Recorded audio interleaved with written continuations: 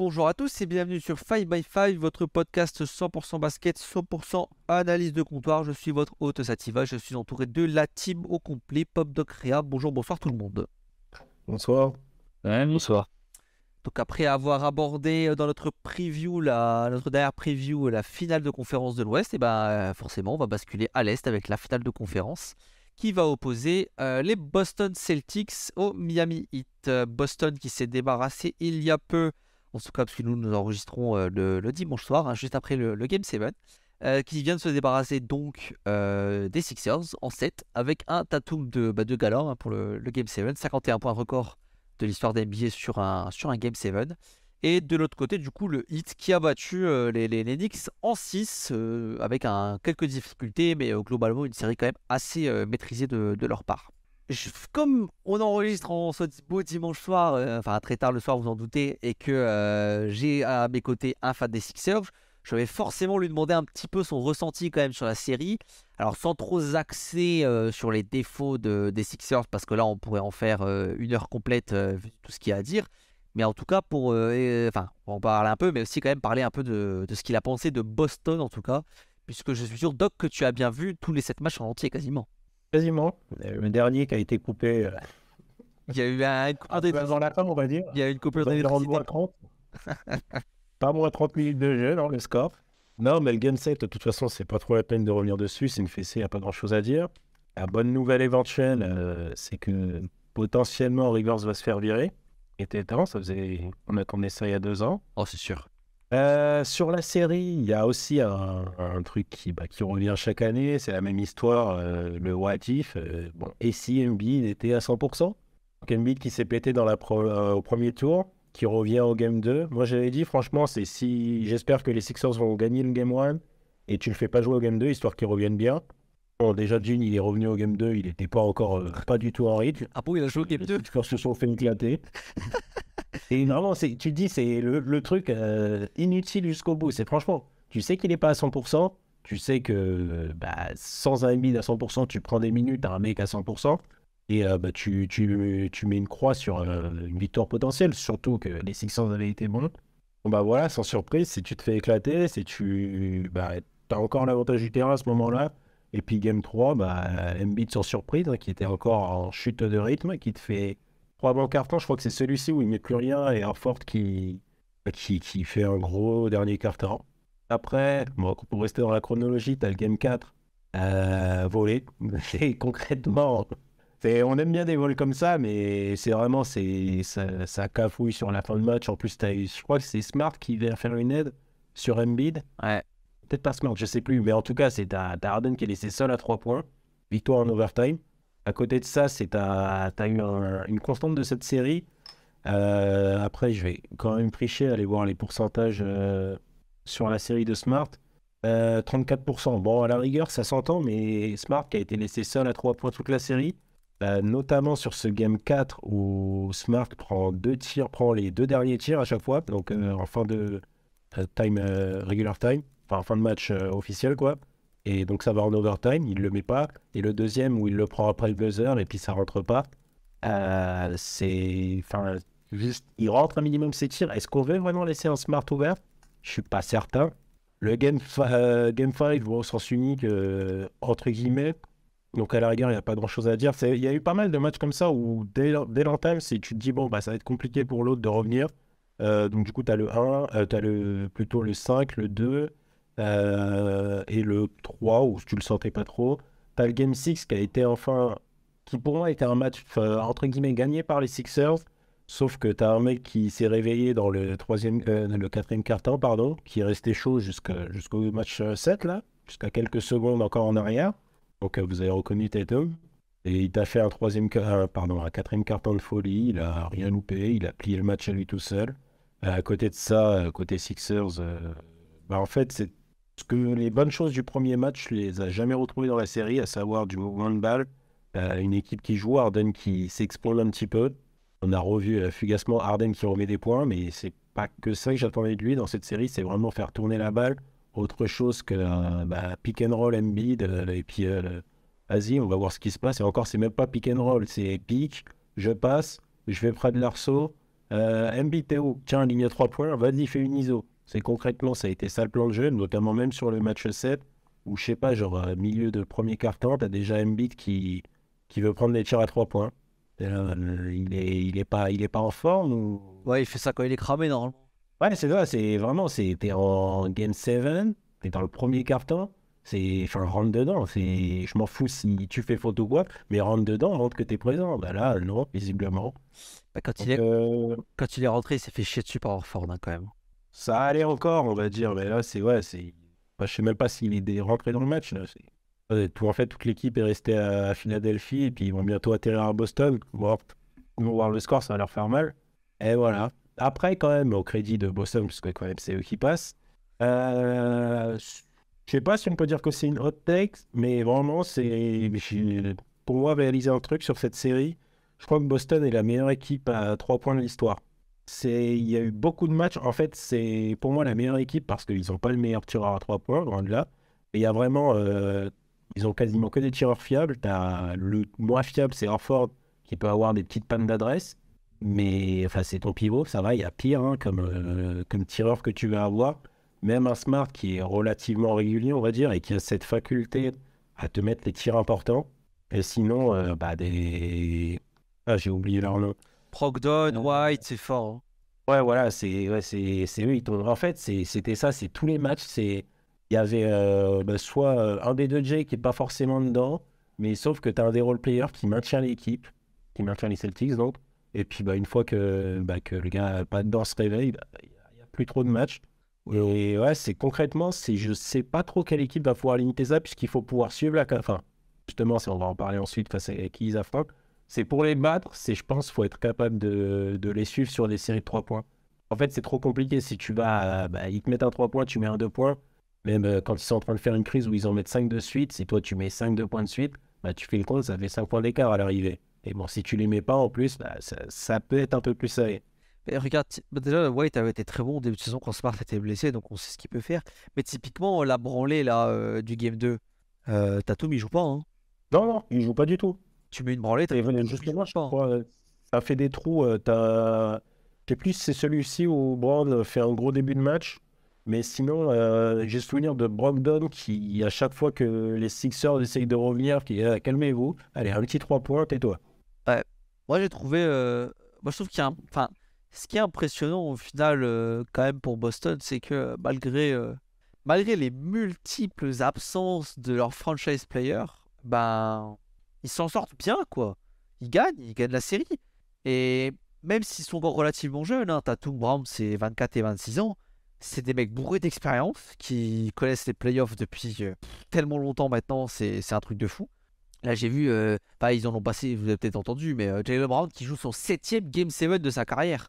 Oh, Ouais, c'est n'importe quoi. mec, J'avais été voir le nombre de matchs aussi, c'est fou. de playoffs qu'ils ont. Ils ont le double d'Embiid. Ah non, mais Il est dans la ligue bah, à peu de choses près. Eh ben oui, mais Ils ont une blessure au début, ils ont autant d'expérience dans la ligue. Et juste, il y a le double de matchs de playoffs. ils sont connus les playoffs dès le début, hein. C'était la fameuse équipe avec Terry Rozier, là, Kyrie qui était blessé, là, 2018. C'était en 2018, là, quand c'est LeBron, Game 7 et tout. Le dunk Même le run avec Isaiah Thomas, le MVP, Ah ouais, non mais... ils étaient déjà là, hein. Et, Tu dis que ça commence à dater et bah, et ouais, c'est Celtic historiquement, hein, c'est toujours là. c'est ça, ils ont connu Et ouais. tellement de choses et ils sont forts, franchement, ils sont forts de gagner ce match. Et en fait, donc le game 2, c'est une branlée. Le game 3, il n'y a pas match. Ils se font voler le game 4. Le game 7, là, évidemment, il n'y a pas match. En fait, dans les 4 victoires, franchement, il y en a 3, ils sont sereins, quoi. Alors après, bah, ils laissent des matchs en route. Ils se font voler. Ils font nimp au game 4. Le game 6, ça transpire quand même, le game 6. Mais tu vois la différence entre peut-être une équipe qui est déjà allée loin, qui sort une finale l'an dernier, qui a vraiment beaucoup de joueurs d'expérience, et une équipe qui est peut-être moins expérimentée, qui a plus tendance à craquer mentalement, etc. C'est costaud quand même. Il y a des défaillances, mais c'est costaud. C'est très costaud. Je vous en prie, Réa, Pop, celui qui veut parler en premier, parler un peu de Boston, en tout cas, de finir un peu de Boston. Vas-y, j'en ai pas mal dit. Oh, vas-y, je te laisse y aller. Bah, je vais commencer par Philly parce que je pense qu'on pourra parler de Boston un peu plus tard. Bah, Philly, moi, ce que j'en pensais avant le début de la série, c'était que ça passerait forcément par James Harden. Je pointais du doigt sa réussite catastrophique au cercle et j'en disais que si ça restait la même chose, ça allait être très compliqué pour Philly. Bon, c'est resté la même chose. Pour autant, Harden a sorti 2 matchs énormissimes, un troisième très, très bon. Bon, très correct, c'était un peu faible, mais bon, on va dire. Euh, mais c'était des matchs qui étaient très très difficiles à reproduire.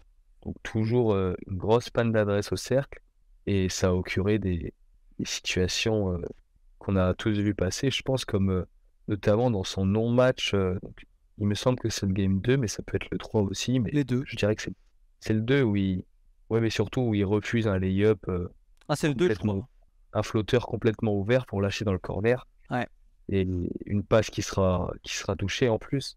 Donc voilà, il y a eu des pertes de confiance assez incroyables pour le joueur qui a été Harden, qui n'était que dans un mood de euh, prendre des tirs compliqués pour avoir le droit de les rater en fait. Donc, On a un moment. c'est un mirage, hein, de toute façon, ces deux gros matchs, hein, en fait. Je veux dire, Ouais. il fait 2 matchs énormes, mais il est mais vraiment nul à chier quasiment tout le reste. Ouais, ouais, c'est ça. Et voilà, contre une équipe de Boston qui a su faire les bons ajustements, notamment l'inauguration dans le 5 de Robert Williams, qui a absolument anéanti l'impact de Embiid, qui a complètement changé sa répartition dès lors que Robert Williams était sur le terrain. Qui n'osait plus du tout attaquer Horford comme il a pu le faire, et qui prenait un nombre de jumpers beaucoup plus considérable. Et voilà, honnêtement, je pense que la présence de Robert Williams sur le terrain, elle a pas mal changé la série. Parce que, parce que ça a vraiment tétanisé Harden et Embiid. Et ça a vraiment bloqué tous les circuits de drive. Donc, je pense que ça peut être une piste assez intéressante pour la série qui arrive. Bon, l'avantage, c'est que ça ressemble plus à un adversaire de play-in que de play-off. Donc, il n'y aura sûrement pas besoin de s'employer autant que dans cette demi-finale. Mais bon. Mais tu sais quoi, vas-y, on va en parler de cet adversaire de Ah. play parce que du coup, Miami est en finale de conf. Hein, c'est un rematch complet de la bulle, hein, du coup, hein, parce qu'on avait parlé de Lakers Nuggets en 2020, mais c'était également Celtics Heat. Donc vas-y, Pop, parle de cette équipe de play-in qui a battu les Knicks en 6 là, en demi de conf. Cette équipe de play-in continue son chemin, non pas semé d'embûches, plutôt à l'inverse, hein, après avoir bien galéré contre Chicago, souvenez-vous, jusqu'à douter de sa qualification en playoff. Bon, voilà, un premier tour contre une équipe amputée de Giannis Antetokounmpo, bon, voilà. Et puis un second tour contre une équipe des Knicks amputée de Julius Randle qui n'était pas là. Euh, donc, ça fait 2 grosses pertes. Non, mais globalement, cette équipe des Knicks était globalement super faible. Il manquait énormément de scoring. Donc, ça s'est réduit à un one-man show dont la plus grosse caricature a été le Game 6, hein, où Brunson, malgré sa dernière balle foirée, fait un match absolument énorme et tient un flow New York tout seul. Et malgré ça, malgré une équipe qui se réduit à un joueur, ben le Heat passe pas loin de lâcher ce Game 6, hein, avec notamment un Butler qui fait une série pas géniale et qui doit compter sur Max Truss pour lui sauver les miches. Donc je pense qu'il faut faire attention à pas surcoter cette équipe du Heat, qui est une équipe correcte sans plus, qui est très loin du niveau de ses finales de conférence et qui, je pense, est plus proche du sparring partner avant d'aller en finale que d'un réel adversaire. Ouais, enfin après, j'entends que c'est pas ouf, Miami, mais faut pas être, faut faire une présentation malhonnête non plus.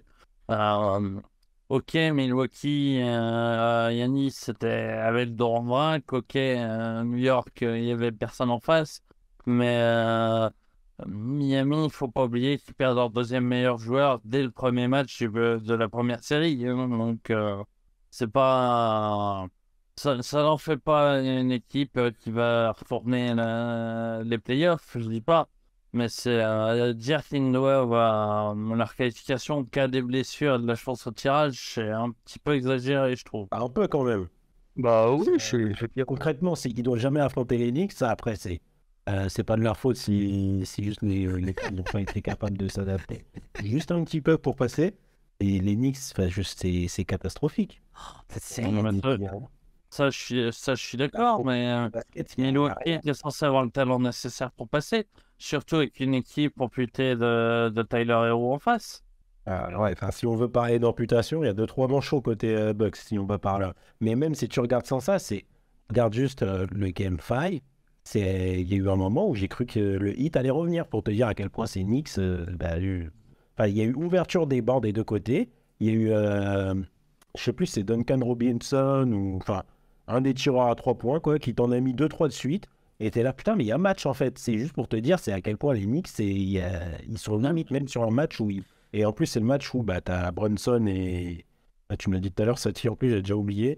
Et Goran, Grimes. ils sont à 48 minutes. Il faut ça pour taper le hit.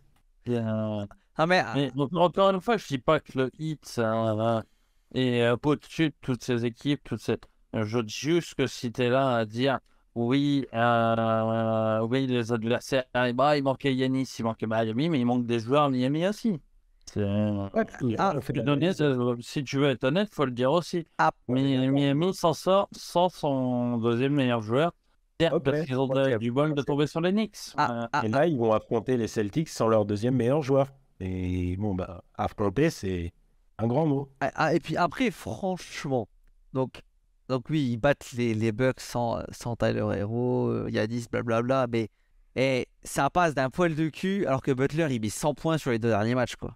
Ah, mais j'ai pas dit le contraire. Je suis pas en train de dire que Miami est super fort et va passer.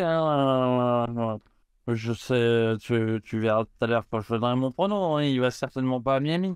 Mais non, c'est juste, j'aime pas trop se faire présenter. C'est pas pour toi, hein, Pop. T'es pas le seul à le faire. Il n'y a pas que Miami qui est concerné. Je suis pas en train de dire. Faut respecter Miami. Non, Miami est une équipe qui, même sans blessure, est entre 5 et 8 au mieux cette année et ne mérite pas mieux.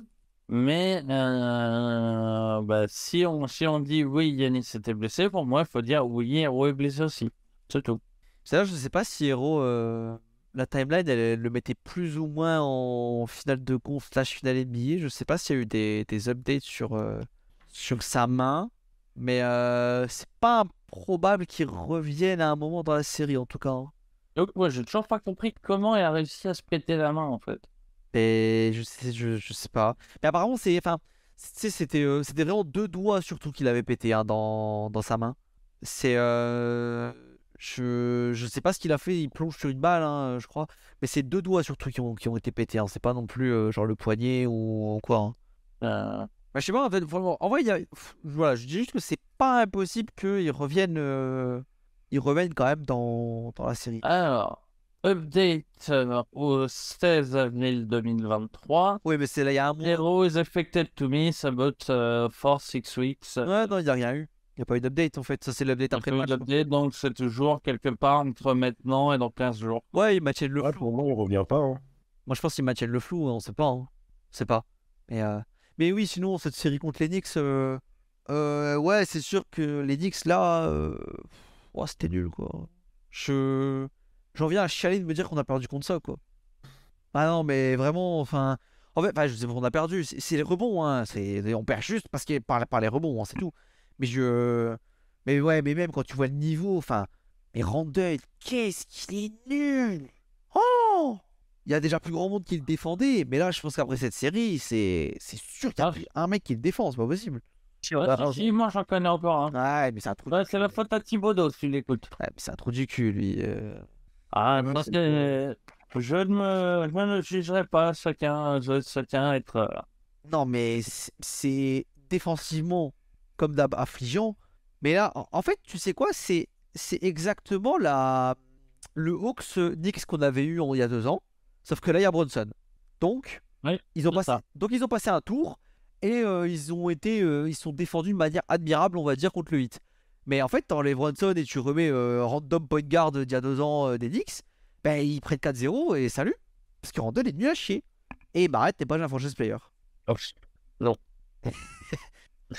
Quand même. Quand Je même. pense que c'est le seul à encore le croire. Mais ouais, c'est quand même un des avantages de cette série. C'est, je pense, côté Knicks, si là, ils n'ont pas compris les failles de l'équipe, je sais pas ce qu'il leur faut. Et donc, par rapport à ça, tu te dis, il y a peut-être moyen qu'il y ait une vraie réflexion cet été sur comment est-ce que tu construis. Comment est-ce que tu construis autour de Randle, concrètement, puisque je pense qu'il répond quand même pas mal à ton attente. Non, mais bon. Après, même si j'aime beaucoup défendre Thibodeau, que je trouve quand même parfois sous-coté, je lui reproche quand même, quand il a vu que contre Miami, il n'y a rien qui rentrait à part Brunson, je sais pas, essaye au moins pendant un quart d'heure Fournier ou Derrick Rose, quoi. Ouais. Ouais, Thibodeau, pour le coup. C'est Thibodeau, hein, il mourra avec ses idées, on aime ou on n'aime pas. Ouais. Sur la série, là, du coup, je pense quand même qu'il y a un problème défensif hein, pour Miami, quand même. Parce que là, qui va arrêter Tatum et Brown? Déjà, sans parler des role-players, mais qui va arrêter Tatum et Brown? Parce que le Heat joue avec une équipe assez petite en fait au final parce que tu as certes Adebayo dans la raquette mais je veux dire ça aligne Vincent et Strauss tous les deux donc bon Vincent sur Smart ok Butler va sûrement prendre Tatum ou Brown mais tu peux pas mettre Max Strauss sur l'un des deux autres quoi. Je sais pas comment ils vont ajuster déjà comment Spo va vouloir ajuster tout ça parce que ça risque d'être suicidaire déjà comme match-up. Hein. Après, je suis pas certain que Boston reparte avec et Horford et Robert Williams, à moins d'essayer de calquer une potentielle raquette Love Adebayo, mais ça serait très très hypothétique. Donc je pense que ça sera davantage d'Eric White et auquel cas, ce serait sûrement le joueur sur lequel défendre Strauss. Ah, et Après, Robert Williams, il a pas beaucoup joué autour d'avant. Contre Philadelphie. Philadelphie. Ouais, il Bah, a au au début. début où il est starter, mais sinon, c'est pas. Ouais, C'est un non, player vraiment moins, quoi, même. il rejoue enfin, globalement dans la deuxième partie de la série, parce que même avant le Game 6, on pointait le fait que Embiid, justement, prenait une proportion de jumper beaucoup plus élevée quand il était là, donc, et c'est Ouais, ce qui a poussé Mazzola à faire jouer davantage. moi, c'est ce que je veux dire, c'est les séquences Williams-Orford, il n'y en a pas eu tant que ça. Il y a vraiment eu le Game 6 où, du coup, ils attaquent comme ça et ça marche super bien, donc ils ont bien joué ensemble. Mais les autres matchs, c'est l'un qui joue au relais de l'autre et puis Williams qui joue un peu plus si Orford est pas bon, quoi, concrètement.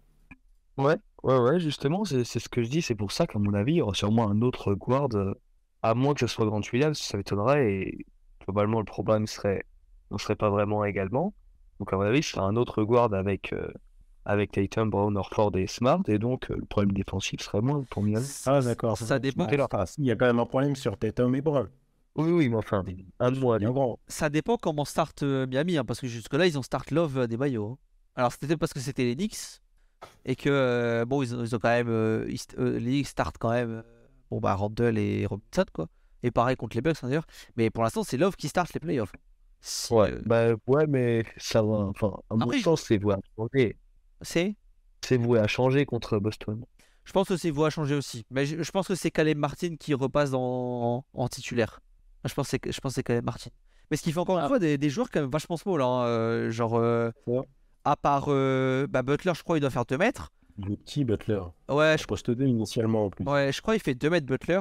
Mais sinon, Zéro. Martin, Strauss et Vincent, voilà, ça fait quand même 3 mecs sous les 2 mètres. Hein. J'ai l'impression que le déficit de taille, il va être quand même assez intéressant. Enfin, Sans parler d'ailleurs que Adebayo n'est pas un grand pivot non plus, hein, au passage. C'est ça, et même quand ça fait la même taille, un Smart, putain, t'as au moins besoin de 10 cm de plus pour compenser face à lui. C'est un bulldog. c'est très très physique, oui. Ah, les gars, c'est à partir du moment où le mec il peut tenir un Embiid au poste, tu sais que le gars il va te contester à peu près tout ce qui bouge côté Miami. Et à contrario, je pense que non, Boston a des solutions pour défendre sur Butler. À un nombre de défenseurs. Déjà avec Smart, pour commencer. Ouais, et puis surtout un nombre de défenseurs conséquent à envoyer, quoi, Non, à relayer. mais je pense que Ah. même. Enfin, déjà, il y a relayé, mais en vrai, je vais voir si Mazzola va ce que Mazzola va faire, mais en vrai, Robert Williams, il peut lui mettre la misère, hein. Ben, j'ai envie de te dire, il n'y a pas grand-chose à changer par rapport aux Sixers, dans le sens où, après, c'est quand même une équipe qui est un peu plus, qui peut un peu mieux vivre à l'extérieur, mais Butler, tu lui enlèves ça, et c'est quand même lui qui met une bonne partie des points. Et concrètement, c'est les deux sources de points côté Heat, c'est Butler à Adebayo. Ils peuvent pas pénétrer, il n'y a pas de points. Et donc derrière, tu dépends d'un match de Struss à 30 points, ou Laurie, etc., Caleb Martin, etc. Je veux bien, sur cette match, tu demandes à voir. Ouais, C'est non, pas ça, impossible. ouais, non, ça fait long, hein, ça fait long quand même. Ça fait beaucoup de matchs. Après, voilà, faut pas non plus sous-estimer que Spo, c'est pas Doc, quoi. Il va y avoir des ajustements. Je pense pas que ça suffira non plus, on va pas se mentir, mais c'est pour ça, vous dites, ouais, il va peut-être pas y avoir la paire Orford-Williams. Est-ce que Miami va commencer avec Love et Adebayo dans le même 5? Donc, je pense que ça va varier tout au long des matchs. Ça va être beaucoup moins statique que la série contre les Knicks ou que la série de Boston contre Philadelphie, où ça n'a pas tant changé que ça, je trouve. Mais Où tu avais globalement toujours à peu près les mêmes temps de jeu, les mêmes mecs, à quelques variations près, bien sûr. moi, ce qui me fait peur avec Miami, c'est que Spo, sa carte, souvent en défense, c'est la zone, qu'il exécute très bien, mais elle a des Boston, elle la défonce la zone, quoi. Genre, Pas tellement. C'est justement le Game 6 ou 5, je sais plus. Mais ils se sont bien fait embêter par la zone des Sixers. Après, ça fait pécher de gagner la série quand même. Mais au-delà de ça, les armes aussi côté Sixers qui te permettent de faire une zone différente, on va dire. t'as des vrais défenseurs quand même, hein. Ça, c'est au-delà de ça, c'est même un Tobias Harris que tout le monde aime bien critiquer, surtout à cause de son contrat. Lui, c'est juste rien que physiquement, t'as pas trop ce profil, hein, au Heat. Rien que physiquement, t'as pas ça. Ouais, moi je. De toute façon, c'est un top coach, hein, déjà pour. Voilà, Spo, c'est un top coach. Et si Miami va aussi loin, c'est aussi en bonne partie grâce à lui. Il est quand même assez fort. Mais j'avoue que j'ai du mal à voir ce que Miami va pouvoir sortir de son chapeau en défense, quoi. Il faut... Il y a trop d'attaques, hein. Et en même temps, on dit ça parce que on a l'impression que Boston est overloadé et voilà. Mais ils ont ramé 6 matchs à Atlanta, ils ont ramé là, 7 matchs à Philadelphie. Donc tu sens que les ouvertures existent, quoi. Tu sens qu'il y a un truc. Malgré sur le papier, c'est censé mettre 4-0 à Atlanta. Et franchement, désolé, mais Embiid sur un genou, ils sont censés les torcher en 5 ou en 6. On devait dire en 7, hein. Ouais, non, mais Embiid sur un genou, quoi. Putain, tu les torches en 6, quoi, maximum. Franchement, On en revient sur le même truc, que Boston ne semble pas, à part sur ce match-7, et sur le match 2 de la série contre les Sixers, mais Boston ne semble pas rentrer dans ces playoffs. ouais, encore le match. C'était pas Boston, c'était... Ouais, le match 7, ça compte. Non, mais Non, mais le match 7, ça compte. Le match 7, on ne veut pas dire qu'ils sont rentrés, c'est juste Tatum qui a joué. Voilà, en fait, c'est l'ensemble de ces playoffs, c'est quand Tatum est juste, ne serait-ce que à 80% de son niveau attendu, Boston écrase l'adversaire. Après, il n'a pas souvent été juste à 80%, et donc ouais, ça donne des matchs compliqués. Après, j'ai envie de te répondre, côté Heat, Butler, il est pas beaucoup mieux, hein. Là, il a galéré sur cette série, il a perdu un match à lui tout seul, un moment en 3 séquences, et il a été blessé en début de série aussi. C'est vrai que j'entends, mais j'ai pas l'impression qu'il y a de blessure côté Boston. Je comprends pas, en fait. J'arrive pas à comprendre le problème. Est-ce que c'est les joueurs qui n'arrivent pas à se motiver? Est-ce que c'est les joueurs qui sont rincés? Est-ce que c'est le coach qui n'est pas bon? C'est Pour un mec qui vote là, là. Oui. Comme on t'a dit, il y a juste un joueur qui est pas au niveau. ouais, je pense. Et ça, depuis le All-Star Break. Genre pas au niveau, il envoie 27 quand même. Je veux dire, c'est le meilleur joueur de son équipe largement depuis. Moi, je suis pas d'accord. Les deux games serrés au final, hein. Le 6 où il est Il pas. envoie 27 et tu prends avec le dernier match. Non, même avant. Il est jamais à 27 sur la série. Ah, il est à 26,5. Ah, pas sur la série, sur les playoffs. Ah, Pas sur une série, il sort. Mais même cette sur le. série, franchement, il n'a pas été. Ben, on va chercher ses pourcentages et tout. il y a son dernier carton du Game 6 et le Game 7. Ouais, parce que Il est soit même match, soit en dessous. sur le 6 où il est pas à droit, au final, il close tout seul. Tout seul Ouais, comme il un close. grand. Il close. Et il faut être en position de ça aussi. Après, pour moi, c'est Boston est au-dessus. Donc ça, c'est entre guillemets pas le problème. Et s'il y a besoin, il peut être à 0/20 et mettre ses 5 derniers tirs, ça suffira pour gagner, hein. Juste ça, c'est suffisant pour gagner face au Heat. Ouais. Je reste quand même pas d'accord. Pour moi, c'est pas que Tatum qui sous-perf. C'est plus global à l'équipe, hein. Ouais, moi j'ai l'impression qu'il y a un truc qui clique pas quand même. C'est- Tu vas avoir. Alors, je dis pas que, genre, en match 4, par exemple, même s'ils perdent, t'as une grosse séquence d'Orford dans le quatrième carton. Mais dans le quatrième carton, où il était les 3 premiers, quand Embiid et Harden lui mettaient la misère. Ah, mais il est face au MVP au bout d'un moment, par contre. Et le gars, il a 37 ans ou pas loin, si c'est pas plus. Et il est face au MVP. Au bout d'un moment, faut relativiser. C'est pas le franchise player. Et même sans ça, c'est le gars, Horford est bien plus petit que Embiid. Il est bien plus léger. Ah, c'est une match-up horrible pour lui. Alors, comment t'expliques tous ces contres dans le quatrième carton et Bien pas sûr, ce match, déjà, c'est un joueur hyper intelligent. Ça, c'est une nouveauté pour personne. Ça, je suis Et puis d'accord. ensuite, sur ce match-là spécifiquement, bah déjà, là, il a du bon timing. Et puis ensuite, Embiid était cramé sur ce match. Ensuite, sur le 7, ça, faudrait. Ah, allez.